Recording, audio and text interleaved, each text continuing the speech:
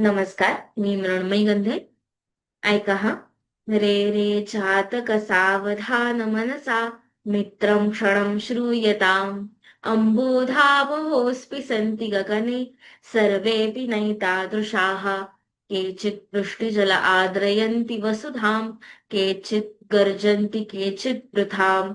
यं यं पश्यसि तस्य तस्य पुरतो मा ब्रूहि दिनं वचः. हे चित्रकाव्यमधील दुसरे सुभाषित आहे.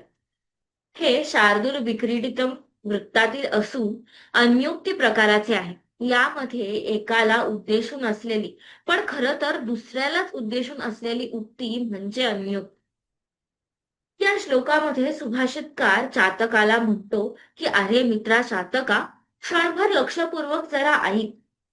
आकाशात पुष्कळ ढग असतात, पण सगळे काही सारखे नसतात. काही ढग पावसाने पृथ्वीला भिजवून टाकतात, तर काही उगीचच गर्जना करत राहतात. म्हणून जे जे ढग पाहशील, तुला दिसेल, त्यांच्या समोर तू दिनवाणे शब्द बोलू नकोस.